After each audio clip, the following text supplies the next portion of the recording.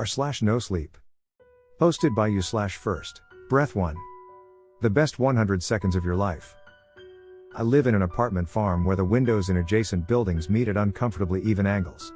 If the shades are all up, and the lights are all on, you can see just about everything going on inside. Sometimes, late at night, I'll wake for a glass of water from the sink and notice my neighbor at his kitchen table in the unit across from me.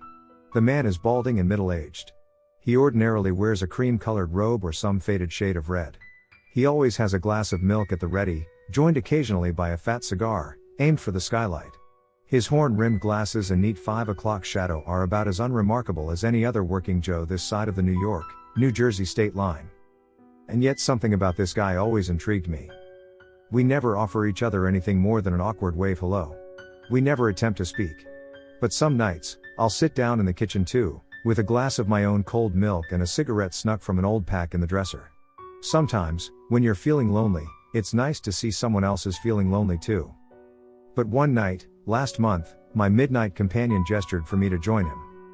I didn't really know what to do. The wave was friendly and welcoming. There was no malice behind it. He didn't look annoyed by my staring. He just looked like he wanted to talk. I thought about the prospect for a couple minutes.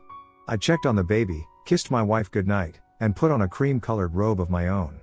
Then I stumbled down the stairs, out the atrium doors, and into the shivering cold autumn air. I found my new friend waiting in the lobby of his adjacent building. His bespectacled stare sent uncomfortable shivers up my spine. He waved me forward past the security guard and I followed him wordlessly into the elevator. We waited in awkward silence for a moment before he pressed the button for 5. Same as mine. Cold out there, I muttered. Thought it might heat up over the weekend. The man smiled wanly in agreement. The elevator doors opened wide and he stepped forward to proceed down the hall as the cream robe sashayed behind him. I hesitated. Relax, kid, the man chuckled. The night guard saw you come in. I think you'll make it out of here alive. Why did you want me to come over? I asked. I hope you didn't mind. He shrugged. No. Looked like you wanted someone to talk to. Maybe I do too. I chuckled. Either you've got great vision, or I'm just that transparent. Another sly smile. Little bit of both. My name is Brandon. And you? Michael. He nodded. And now we know each other. We're not strangers anymore. So how about it, Mike, one sleepless dad to another? I stepped out from behind the wide metal doors. You got whiskey for that milk? Brandon nodded. Kahlua too. And with that we bounded down the hall towards Unit 21C. The halls in the building were well lit and uniquely decorated with floral landscape paintings and glass vases that looked as though they held nothing inside. A scrubbed-up nurse walked past just towards the end and Brandon gave her a courteous nod. He fumbled for his keys before the door to his apartment opened. It was hard not to gasp. I was immediately greeted by the very essence of luxury. In the dining room, a magnificent chandelier dripped down from the ceiling to meet a luxurious oak table. In the den, Persian rugs lined at incessantly perfect right angles to cover scratch-free wood floors. Beautiful china sat behind spotless stained glass. A massive 70-inch LCD TV sat perched on the wall in between various gold and silver-shaded baubles and picture frames. The place looked like the Ritz got trapped inside a tiny 2-bedroom space. Let's see about that Caucasian, Jackie, Brandon joked over his shoulder whilst heading for the liquor cabinet. Big Lebowski. What a film. I've been hooked on the things ever since. I assume you want yours on the rocks? I said that I did. Good man. Brandon returned with a speckled glass and a pair of large cigars. He set us up at the kitchen table before fussing through the cabinets for a pack of matches. After a moment he grabbed a seat and lit his own in a perfect circular motion. Aim for the window. I nodded and went to work on my own. So how can I help you, Brandon? A woman named Melissa came into my clinic today, he started. You're a doctor? He nodded solemnly. Melissa lost her husband and young son in a car accident a few months back. Awful, I mumbled. Must be awful seeing that sort of thing every day. Brandon offered the same wan smile before taking a generous swig of his White Russian.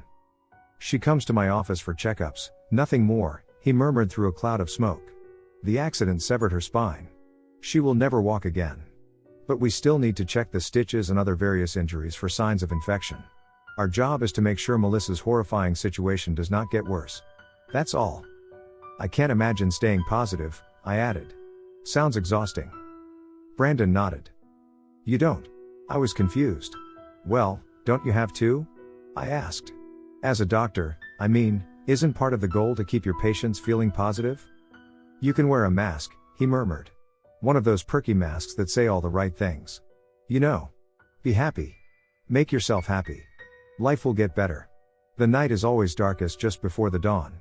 You've read all the fortune cookies. You've heard the 1,000 cliches and adages and parables and shitty pop songs on the radio extolling people to be their best little selves even when the sky is raining down shit on the only things that matter. Brandon coughed through his cigar and chuckled in disgust. So you say stuff like that. I puffed my cigar wordlessly for a moment. Are you one of those nihilists? I joked. Like in the film. I'm a realist, he snapped angrily. Real enough to know that stupid shit like that would not work with Melissa. I'm sorry. A dumb joke. What did you say to her? Brandon waved a hand as if to tell me it was alright. We keep it to the medicine. Don't wet the stitches. Make sure to take the right pain medication at the right times. Do you have a caretaker? If you don't have a caretaker assigned, the hospital can provide one for you. You know, stuff like that. Helps to avoid the deeper psychological questions. Those types are best left for the shrinks. I considered his comments for a second. Sounds cold. He nodded. Empathy is a dangerous thing. People can't be expected to hold all of the world's pain. Neither can doctors. There's just too much of it to go around. Brandon took another gulp of liquid courage. But this morning, Melissa tricked me. How'd she do that? We were talking about dreams. Vivid dreams can be an unfortunate side effect of concussions, unfortunately, so I needed to find a way to distinguish what is vivid and what is ordinary, in her case. I asked for details about the dreams. And? Melissa told me she dreamed about her son. He was stuck inside a wall of water and she could not reach him. I gulped. Sounds pretty vivid. It sounded like something that needed a second opinion. Likely a psych follow-up. I told her as much. She didn't take it well. How not well? Brandon sighed. She took a fork and stuck it into an open electrical outlet. Holy shit. Never seen anything like it in 20 years. The current from the wall slipped through the fork and into her already broken body. Melissa's heart stopped for exactly 100 seconds before we were able to get a crash cart into the room and revive her. Horrible. I'll admit that I lost it a little bit. The mask slipped, so to speak. I had seen and treated this woman for months. I felt like I knew her. I knew her dreams, even, and I felt like maybe the psych and the medicine and everything else had really helped her turn a corner. She talked about dating and having sex again. She talked about starting her life over. All of that work evaporated, at least in my mind, the moment she decided to kill herself. So what did you do? I broke 1,000 protocols. I followed Melissa's case through the ER and into recovery. Later during the day she somehow regained consciousness, and I lied to her on call, just so I could sneak in to see her. Brandon took a long drag of his cigar. I wanted to shake her. I wanted to yell and scream and tell her what an idiot she was for wasting the small amount of time we get. I wanted to tell her there is nothing after this, and if there was, it sure as hell wouldn't be any better than what we got now. She lied to me. She lied to everyone. I was furious. Brandon got up to make another drink. I sense a but coming. He nodded. But when I went to see Melissa, she was happy. That is the only way I can describe it. Happy? She sat there, in this hospital bed, covered in wires and 4 lines head to toe, burn marks everywhere, looking like a fucking horror show, with this big, dumb grin on her face. Brandon sighed and started to stir a cocktail. She told me she just had the best 100 seconds of her life. I laughed. I later regretted that. She told me that she saw her husband. She saw her son, too. They were playing on this beautiful white beach covered with pebbles in front of a massive blue ocean. Her little boy always loved to ride this fire-red boogie board through the waves. She could see the kid clear as day, out in the surf, and every single wave would always be just the right height to bring him safely back to shore. He just looked so happy that Melissa felt at peace. Brandon sniffled a bit. She spoke to her husband as well. He was at the beach too. He forgave her for everything. He knew it was an accident. He knew they would all be together again. She just had to wait a little while. He paused. All of those aching feelings of guilt, misery, and heartache that she kept locked up inside her gut melted away as easily as those perfectly sized waves pushing up against the sand. Another pause. The best 100 seconds of her life. I considered the story along with the last drops of my Caucasian and the stub of a cigar burning its way towards my fingertips. Brandon got up to stir a third drink. Something didn't seem right. Something still seemed missing. But why did Melissa try to kill herself at a hospital? Brandon looked longingly towards a picture frame resting up against the coffee maker. A younger man sat perched with a little girl hanging off his lap. Brandon dipped his fingers into his full glass and smiled sadly. Then he swirled his whole hand around slowly. Maybe she didn't want to die. How do you mean? He considered that for a moment. Maybe she just wanted to visit for a little while. He stopped stirring and looked at me with hopeful blue eyes. Hey, you have your cell phone, don't you? I told him that I did. And you saw the nurse next door? I nodded. Good. The next few moments passed faster than any in my life. I didn't anticipate what Brandon planned to do in front of me that night. That was stupid. I didn't see his hand reach out for the outlet. That was unlucky. But the sparks that flew through the air and the stomach-turning stench of burning skin painted an already perfectly pretty picture of what had happened. I turned to vomit, but Brandon stayed put in that position, as if his arm was welded to the outlet, while bolts of white-hot electricity vibrated up and down his soaked hand. His heart stopped for 200 seconds. The police and EMS arrived in record time. The nurse next door rushed in at the sound of my screeching. But we were too late. We were all too late. My new friend died on his kitchen floor with a glass of good scotch still swimming by his side. He left behind a divorcee and no living children. A month later, and I can't bring myself to idealize or romanticize the guy. Truth be told, his actions were selfish, especially considering the trauma they put me and everyone else through. Sometimes I hope Brandon got to see his beach one last time. And then sometimes I still see his kitchen light on at night. I stayed in a lighthouse overnight. You get used to the smell. The year was 1999. I was 19 years old and dead broke. Most of my friends opted for the four-year state schools after graduation. Some went to private. Some went to trade and some to liberal arts and some fucked off to another country entirely. But there was a special place in the hot hell of my small seaside town for the local proclaimed lowlives who stayed at home after high school. My friends left me. My parents were bored of me. Unemployment wrapped its shameful tentacles around every aspect of my life. I needed income, and according to the flyer, Lenny needed a partner. The island is completely uninhabited, he explained over the phone. It's not very big, acreage-wise, and the soil makes it a nightmare for land developers. The only building still standing is the lighthouse. The state pays somebody watch it, which happens to be me, and I need a hand. Lot of hours for one old man. He hesitated. The job can get pretty dangerous. I should warn you about that. We leave on my boat at sundown. We come back at sunup. Rain or shine, Saturday or Sunday, somebody has to out there watching that island. The prospect of a dangerous and intriguing work opportunity sure seemed a hell of a lot better than hanging out in my mother's basement for another month. I was desperate for something new. I needed something new. Besides, I was an Eagle Scout, and I had a little experience as a park ranger cadet during school. The gig seemed perfect for me. I let Lenny know as much, but he didn't seem all that interested. Won't help you out there. We talked for over an hour or more about the island's history. Centuries prior, Siders had been an important military foothold, used to keep an eye out for advancing troops. But decades of abandonment, dumping, and various other abuses left the luxurious foliage and pristine beaches to turn into diluted backwater. Some of the rich kids my age took their dad's boats and used it for parties or drinking. It made sense the local government would want to keep people from destroying the island. It was halfway there already. I got the budget to give you $500 a week. The work itself seemed exciting. The pay sent me over the moon. I tried not to sound overeager. I was prepared to provide a resume, preferred contacts, all of that shit. I asked if he required prior experience. I asked if we needed any certifications. The words just sort of fell out of me like a desperate date. But Lenny just laughed. Not necessary, kid, but appreciated. Let's give it a try on Friday. Trial run.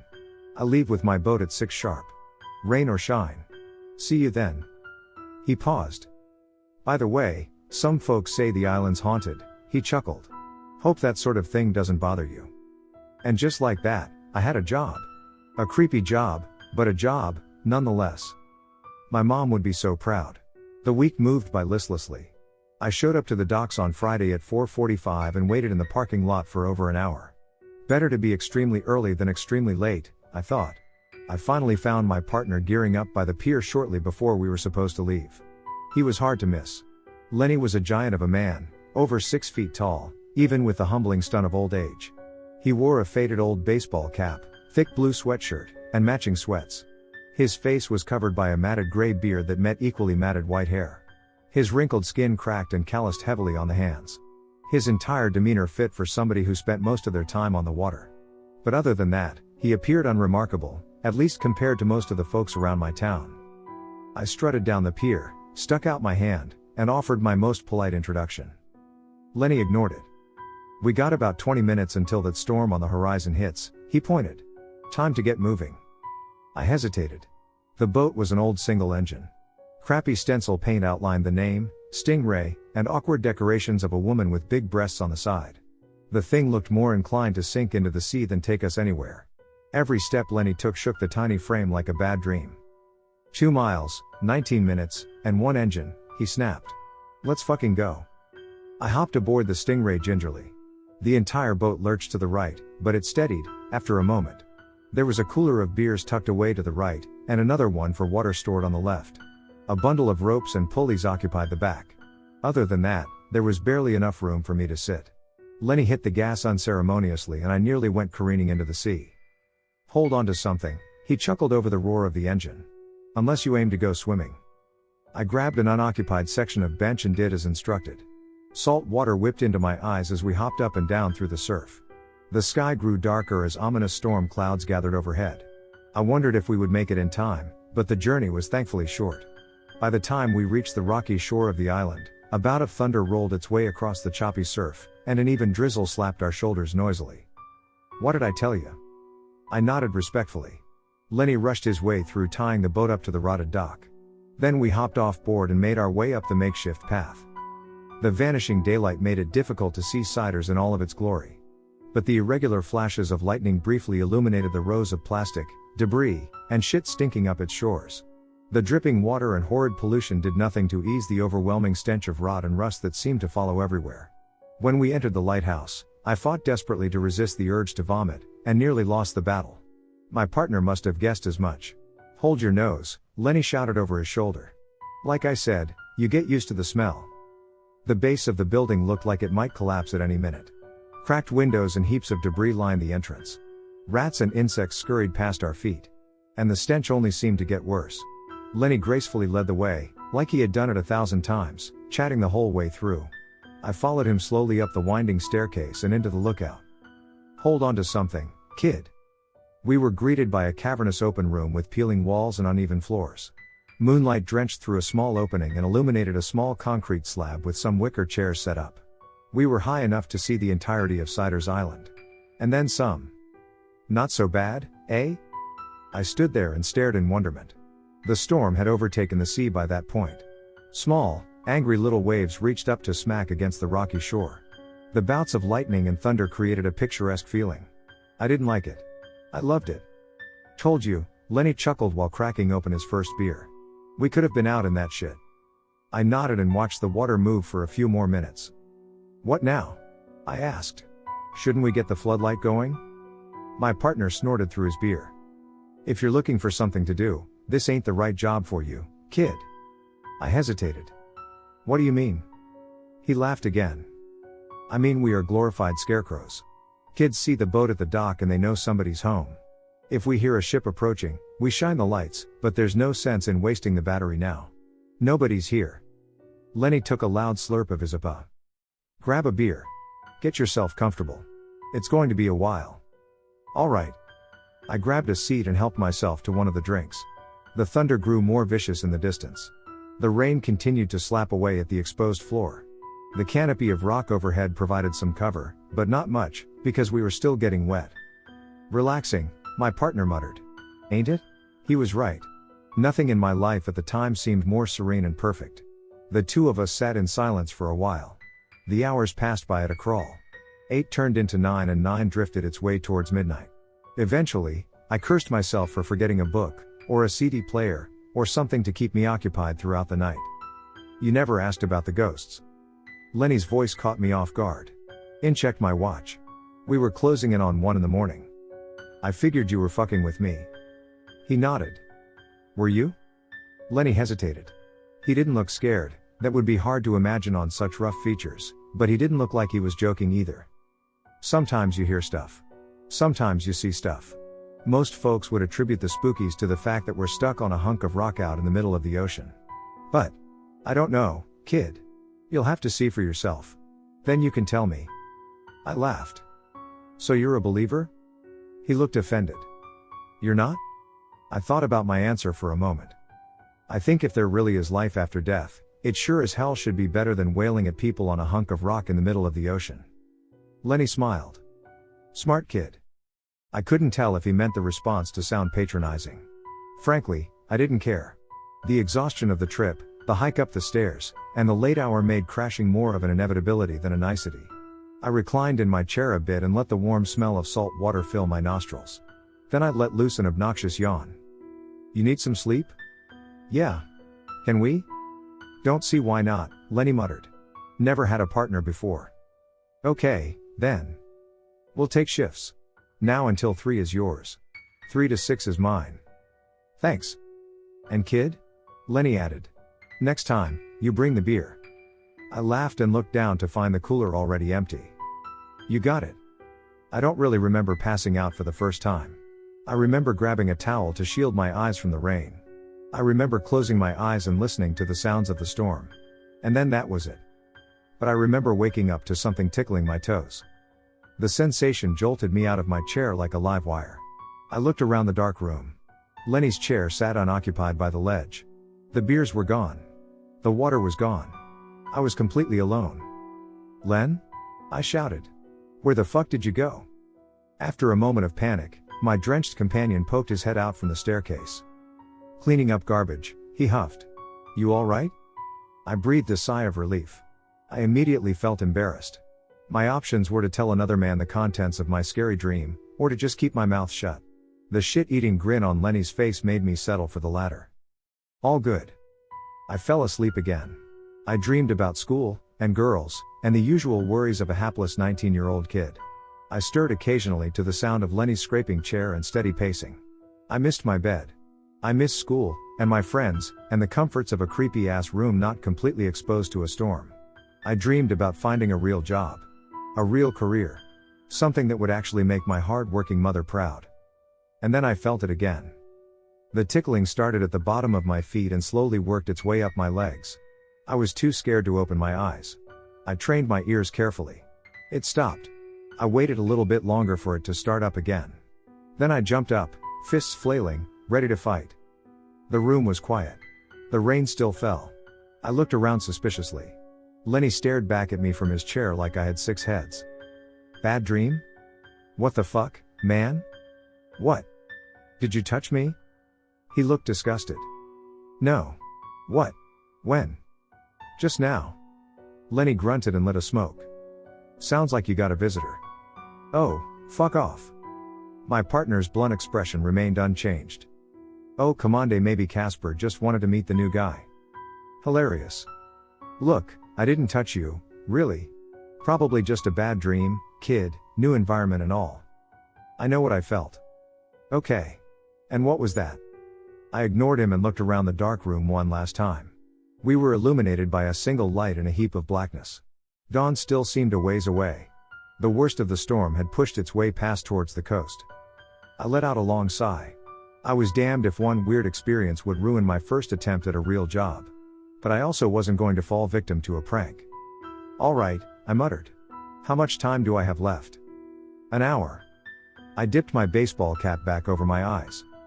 See you then. I didn't have to wait long for the tickling to return. This time, the sensation culminated in a stinging bite. I opened my eyes to find Lenny, teeth bared, gnawing softly at the flesh around my navel. What the fuck? I screamed so loud that the echo of my voice careened down the long metal stairs of the lighthouse. Lenny laughed through a mouth of blood and tried to hold me down. I fought back desperately before finally managing to slip out of his grasp. My pants were missing. My shirt was ripped and bloodied in inexplicable places. I turned to run just as Lenny reached into his knapsack for a long, sharp axe. Kid, I lied about Casper. My bare feet found the cold metal of the staircase and my hands gripped the railing like a lifeline. I flew down the winding stairs while the horrible scraping of my partner's axe against the walls echoed above. Actually, Lenny laughed. I lied about a lot of things. Survival instincts kicked in. I reached the bottom of the stairs in a mad rush. I sprinted my way, barefoot, down the path towards the boat. A crack of lightning illuminated the rust bucket drifting lazily in the shallow surf. I jumped on board in one smooth motion and came to a devastating conclusion precious seconds too late. I didn't have a key. I could hear Lenny laughing somewhere behind me. The old man couldn't move as fast, but he really didn't have to. 2 miles of choppy water separated me from my only chance of freedom. I took a chance and kicked the Stingray's engine overboard, jumped into the icy water, and started swimming. The hounding rain and unending waves made it nearly impossible to swim. I kept looking over my shoulder, expecting the psycho to give chase, but he never did. At least not that I could tell. I reached the shoreline in about an hour. Exhausted and waterlogged, I ran towards the road just as the sun peeked its way through the clouds. A cab picked me up right outside the side street to Pompeo Beach. I told him to take me to the cops. My conversation there confirmed what I already suspected. The state never hired a security detail on Siders Island. The cops couldn't even find any local records for a guy named Lenny. By the time they arrived to the lighthouse, at my insistence, all evidence of my partner had disappeared. But 3 different bodies were found buried inside. The last trick or treater. Can you stay out late tonight? I should have told her no. I can't tell you how many times that memory plays out in my head. The intersection of Hawthorne and Walter Avenue was lit up by rusted street lights and 1,000 dampened maple leaves. A light drizzle and heavy wind pitched a willowing fog through the thinning trees. My 2 best friends stood in front of me, with pillowcases full of candy, and a pair of pathetic puppy dog eyes. I should have said no. I wish so much that I said no. But I didn't. And 2 hours later, Linda and Mike officially disappeared from the face of the earth. Yeah. Should be fine. It wasn't fine. It couldn't be. I had to be the only 16-year-old in town with a strict 10 o'clock curfew. It was 10:30. My mother would go on to tell me how she waited up for hours in a near state of panic. The cul-de-sacs and neighborhood roads were empty. Almost all of the other kids, young and old, had already gone home. We should have too. But I ignored my mother's rules, and followed the older kids, because I wanted to seem somewhat cool, for once in my endlessly lonesome life. Some people still left their buckets out. Mike sprinted up a perfectly manicured hill as the remnants of his corny-ass Batman cape swung haplessly behind in the wind. A bright blue box of candy waited on the porch. Linda didn't bother to follow. She wanted to do a couple's costume. But Mike insisted on Batman and Harley Quinn. Linda wanted Lola and Bugs. They met, somewhat awkwardly, in the middle. "He looks like such a dipshit in those tights," she groaned. He did. I didn't have a lot of friends in high school. My mom moved around a lot for work. That didn't help. I was also an extremely awkward, painfully shy, and slightly chubby kid. That made it worse. Most of the cliques from elementary and junior high stuck together at Jackson. Outsiders were shunned to empty lunch tables and uncomfortable lab partner combinations. But one morning in early October, a geeky guy with glasses, and his surprisingly tall girlfriend sat down and struck up a conversation, all because they liked my Megadeth shirt. We became buddies ever since.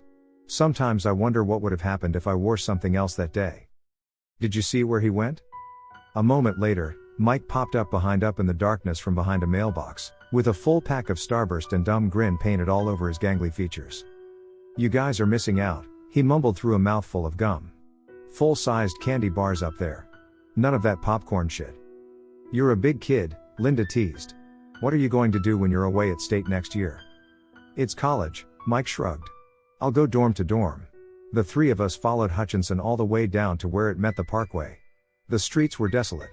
Leftover candy wrappers and bits of costumes littered the quiet suburbia like tumbleweed.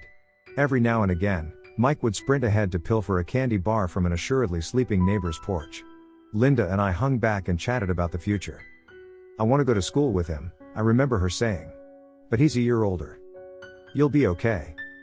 "Will we?" she asked wistfully. "There's a lot of pretty girls outside this town." I laughed. The concept seemed crazy to me. As odd as it may sound, at that point in my life, there was no 2 people more perfect for each other than those 2 kids. "Trust me," I smiled. "Mike doesn't want them." She did. The drizzle turned into a steady rain around 10:30. Big waves of water formed rivers between the sidewalks and asphalt. Heavy wind whipped the masks and hats off our heads. It was getting later. I knew I had to leave. My phone died around 10:45. Linda still worked. I wanted to call home, to give a heads up, but around 5 to 11, Mike rushed up again. This time he was out of breath. "There's a kid over there." "Shocking," Linda muttered. "It's Halloween," I laughed. "You think we're the only teenagers prowling through the suburbs?" I paused. Mike fought to catch his breath. "You know, I've actually got to get going." They both ignored me. "Stop trying to scare us," Linda shot back at her boyfriend annoyedly. "You didn't see anything." "I saw a kid," Mike sputtered. "Not an adult, not a teenager, a little kid in a ghost costume. Walking by himself in the middle of the street." "Where?" I asked. "You better not be joking." "I'm not." "He could be lost," Linda mused. "It happens. Kids are always in those huge groups." "We can't leave him," I added. "What if he gets kidnapped? An adult could still be in the area." "Look, I'll show you," Mike called over his shoulder. "He's going down Whippoorwill." The three of us jogged down the road and cut through a side street. We ducked our heads and followed Mike through a couple backyards before we came out the other side, to a street that looked completely foreign to me at the time. Mile-high pines lined the road while their wet needles kicked up and lodged themselves in my shoes. I was lost. But they weren't. "Okay," Linda muttered while looking around. "Where is he?" We didn't have to wait long to find out. Mike pointed his finger awkwardly to an area just above my right shoulder. I spun around. Standing in front of us, at the edge of a driveway, was a small child in a white sheet.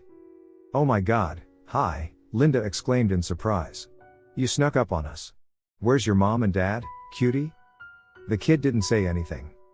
"We have to take you home, little buddy," Mike chortled. "Can you show me where home is?" Linda reached out, as if to guide the child, but a hand quickly smacked her away. "I'm sorry," she whispered in shock. "Oh gosh, I'm so sorry, I won't hurt you." With that, as if on cue, the tiny little ghost took off running down the road. He cut to the left and disappeared behind a neighbor's hooded Jaguar. Then he drifted out of sight. "Shit," Mike muttered. "You scared him." "I did not." "Then why'd he run?" "I don't know, dipshit, but we can't leave a kid out here overnight, so how about you start looking?" And so we hiked onwards. I checked my watch. 11 o'clock. The rain made it pretty hard to see. My lack of direction on a foreign street made it even more tougher. The three musketeers huddled close like cave divers. Linda took the lead up ahead while Mike and I peered into backyards and side streets. The kid couldn't have gotten far on those little legs, I reasoned with the nagging voice of my mom in my head. Soon enough the misunderstanding would be cleared up. Soon enough I would be home, with a bucket full of Kit Kats and a stockpile to last me into next year. "Hey," I asked Linda. "Can I borrow your phone?" "It just died," she bemoaned. "Sorry. We'll leave soon. Promise." "Hold up," Mike whispered. "Do you guys hear that?" Linda stopped and stared into the yard of an old Victorian. Mike pointed somewhere in between the trees. It took a couple moments for my eyes to adjust. A white sheet bobbed steadily through the darkness. Only this time it was attached to a much bigger body. "Oh. Maybe that's the father." "Hey. Sir. Ma'am. I think we found your child," Mike shouted. "He was going this way on Whippoorwill." The hooded shape started walking back towards the road. "I might have scared him," Linda joined in. "Or her." The ghost figure stopped. It couldn't have been more than 10 feet ahead of us on the road. The costume was nothing special. A white sheet was placed evenly over the wearer's body. 3 holes were cut out for eyes and a mouth. At that time it became clear how much bigger this ghost appeared to be. He had nearly a half foot on Mike and me. "Don't you talk?" I joked awkwardly. "Oh shit, guys, maybe they don't speak English." No sooner than I spoke, a hauntingly familiar voice spit out from the slit in the sheet. "Matthew, you were supposed to be home at 10. I let out an audible groan. "Mom, what are you doing out here?" I grabbed my bags and looked for her car. I was just about to leave. The shape said nothing. "Just give me a second to get everything," I muttered. "You didn't have to come out here." "That's a pretty cool costume, Mrs. Richardson," Mike offered. "Reminds me of an old movie." The ghost turned to him fast as lightning. "Michael," it said in a different voice. "You know I told you not to hang out with that tramp." That comment sucked the air out of an already cold night. Mike stared back with dumbfounded amazement. Linda looked pissed. I didn't know what to do, so I dropped my candy to the floor, and let it fall with a sad little splat. "That's not funny," Linda spit back with venom. Who are you? Mrs. Miller died last year. The ghost stared back blankly. Let's go, guys, I whispered nervously. Can we please go? I turned to walk away. But a flurry of footsteps behind my back turned my stroll into a sprint. I turned around to see the ghost holding Linda by the arm. I didn't need to see much more. I screamed bloody fucking murder, grabbed Mike, and hightailed it to the safety of an adjacent yard with lights. Linda's panicked shouts echoed behind us like a bad dream. And then they stopped. What the fuck? Mike whispered from underneath a lawn ornament. Why would you leave her? We have to go back. We have to go back. I put my hand over my friend's mouth and told him to shut the fuck up. A pair of lonely feet click-clacked their way across the street 100 feet away. Then they spoke. Michael, the voice shouted with an unevenly high pitch. You're too young to be wasting your time on that slut. The hardened vowels of the woman's heavy accent faded in and out. Something else started to take over. Something harsher. I reasoned that it had to be someone playing a prank. Then I reasoned that it couldn't be human at all. And I've debated that impossible argument 1,000 times in my mind ever since. Let's go home, sweetie, it crooned. I made dinner. Just the way you like. I cringed at the falsetto. That's not my mom, Mike whispered through my hand. My mom's fucking dead, man.